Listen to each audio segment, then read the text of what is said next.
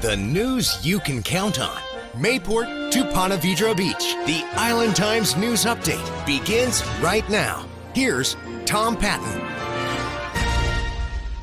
Welcome to the Island Times News Update. I'm Tom Patton. 4th District Congressional candidate John Rutherford got a first-hand look Tuesday at the damage to the sand dunes in Jacksonville Beach caused by Hurricane Matthew. Rutherford and Jacksonville Beach Mayor Charlie Latham toured about a mile of the beach in a life-saving Corps vehicle, both north and south of Beach Boulevard, skipping the few blocks where the beach renourishment is actively taking place just in front of the lifeguard station. During the tour, Latham told Rutherford that the storm washed away an estimated 70 to 80% of the dunes, leaving many homes and businesses largely unprotected. There's an awful lot of need, and a lot of it is going to be preventative. As the mayor mentioned earlier, if we have a big nor'easter, we're in deep trouble in many of the areas along the northeastern coast here. Mayor Latham said there's a long way to go, beginning with an appropriation from the Jacksonville City Council. The goal is to get the dunes rebuilt before the dredging team leaves, because if they leave and will come back, that adds $4 million to the price. Latham said that there has not yet been a total estimate of the cost of the damage to the beach's communities, and the state and FEMA are still working on assessing all the damage. Latham also said the decision by FEMA to offer assistance to individual homeowners is huge. There's hundreds of people in Jacksonville Beach that have been impacted by flooding, and without having the individual assistance from FEMA, they were restricted to whatever their flood policy would cover. So this now opens it up a little bit and gives them the opportunity to be reimbursed for things that fall outside of their flooding policy. Tuesday night, the Jacksonville City Council considered an emergency resolution to appropriate $7.5 million for an assessment of the situation by the U.S. Army Corps of Engineers.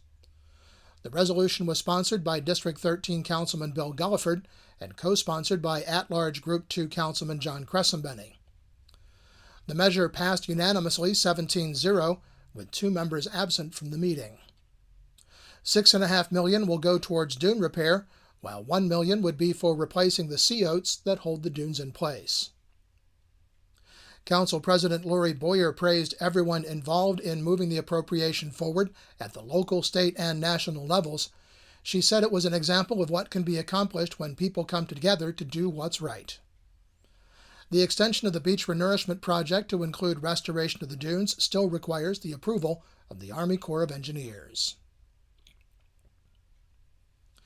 The Atlantic Beach Police Department reports that there are reports from homeowners in Atlantic Beach of people representing themselves as city roof inspectors and offering to arrange for needed roof repairs. The ABPD said that such people are not connected with the city and have no official capacity. All damage assessment inspections associated with Hurricane Matthew are complete, and there are no city roof inspections taking place. At this time, city building inspectors will only come to your house if you call them. Residents with questions about storm damage or people representing themselves as city inspectors are advised to call the building department at 904-247-5800. The city of Jacksonville Beach will begin its final pass of storm debris collection for vegetation on Tuesday, November 1st, and anticipates having all the debris picked up by November 14th. They will then begin collecting construction debris and hope to have that process completed by November 21st. Debris should be separated as indicated by the graphic on the screen. More information is available from the Jacksonville Beach website or by calling the city's Public Works Department at 904-247-6249. Well, when we come back, Neptune Beach celebrates 85 years as a city. This is the Island Times News Update. The news you can count on. The Island Times News Update will be right back. Beaches Academy Child Care Center in Jacksonville Beach has been offering affordable, loving child care to families in the Beaches communities for 35 years. Conveniently located on Penman Road, Beaches Academy offers care for children from infants through preschool, with programs that encourage learning and outdoor play. Our affordable tuition means families can get quality child care at a price that fits their budget.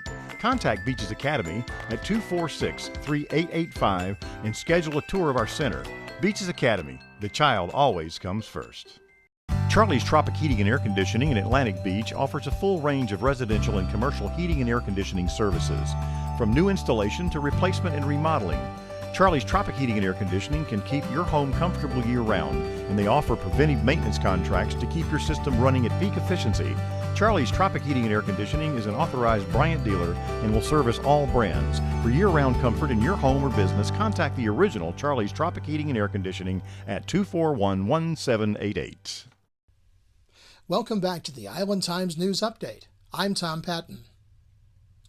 Neptune Beach held an 85th anniversary celebration in Jarboe Park last Saturday. The city seceded from Jacksonville Beach in 1931 over a tax dispute.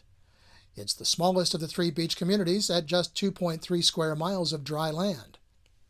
The 85th birthday party was put on by the city, with employees cooking hot dogs and hamburgers for residents, face painting and other activities for kids, and a popular human hamster wheel, and of course, there was birthday cake.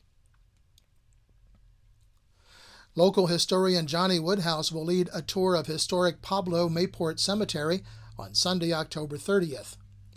The tour, organized by the Beaches Museum and History Park, begins at 1 p.m. and will cover some of the well-known and less well-known souls that are buried at the cemetery.